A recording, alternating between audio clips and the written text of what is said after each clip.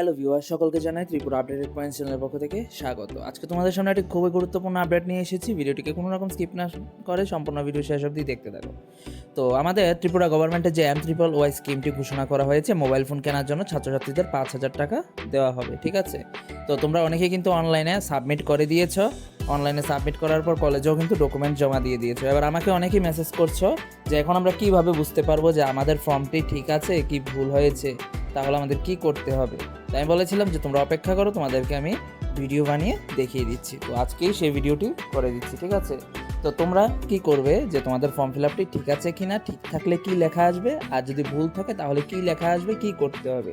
তো প্রথমে তোমরা গুগল ক্রোমে চলে যাবে। গুগল ক্রোমে গিয়ে তোমরা সার্চ করবে BMS ত্রিপুরা। সার্চ করার পর দেখবে প্রথমেই এমন একটি পেজ খুলে যাবে। তারপর এখানে ক্লিক করবে বেনিফিশিয়ারি ম্যানেজমেন্ট ইকোসিস্টেম। তারপর এখানে থাকবে citizen log in, department log in, admin log in. তোমরা সিটিজেন লগ ইনে ক্লিক করবে।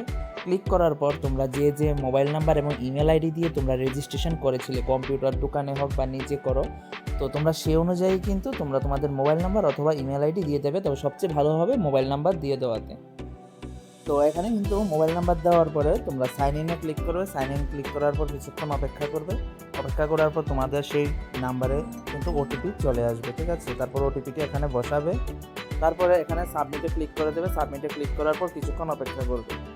তারপরে যখন ওপেন হবে তোমরা তোমাদের মোবাইলের ডান দিকে স্ক্রিনের উপরে দেখবে তোমাদের নামে প্রোফাইলটি খুলে গিয়েছে, ঠিক আছে? তারপরে তোমাদেরকে কি করতে হবে, তোমাদেরকে সোজা নিচে এদিকে আসলে তোমরা দেখতে পারবে তোমাদের অ্যাপ্লিকেশন আইডি, স্কিম কোড, স্কিমের নাম রয়েছে, তোমরা কবে এন্ট্রি করেছিল, অফিস কন্ট্যাক্ট থাকবে এবং স্ট্যাটাস।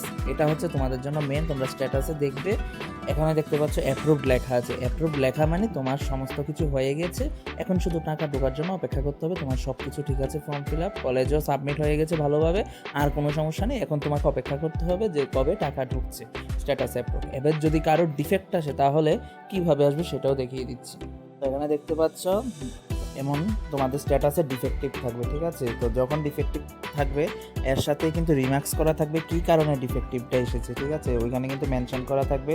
এবার কারোর দেখা যাচ্ছে কেউ হয়তো থার্ড ইয়ারের জায়গায় ফিফথ ইয়ার তোমরা মেনশন করে দিয়েছ। আবার অনেকের দেখা যাচ্ছে যে তোমরা যে মোবাইল জিএসটি বিলটা দিয়েছো সেখানে সাইন আছে কিন্তু কলেজের সিল নেই, এর জন্য কিন্তু ডিফেক্ট আসছে। তো সেই ক্ষেত্রে কিন্তু তোমাদেরকে সেইগুলি ঠিক করে তোমাদেরকে দিতে হবে, ঠিক আছে? তো তোমরা এভাবে চেক করতে পারবে ডিফেক্ট আসলে। এরপরে যদি তোমাদের কী কারণে ডিফেক্ট এসেছে যদি না বুঝতে পারো আমাকে অবশ্যই কমেন্ট বক্সে জানাবে, আর তোমাদেরকে বলে দেবো। তো আশা করি তোমরা বুঝতে পেরে গিয়েছো তোমরা কীভাবে চেক করবে যে তোমাদের যে স্কিমে অ্যাপ্লাই করেছো সেই স্কিমে অ্যাপ্লাইটা ঠিক আছে কিনা নাকি ভুল হয়েছে। তো সবাইকে নমস্কার জানিয়ে ভিডিওটি এখানেই শেষ করছি।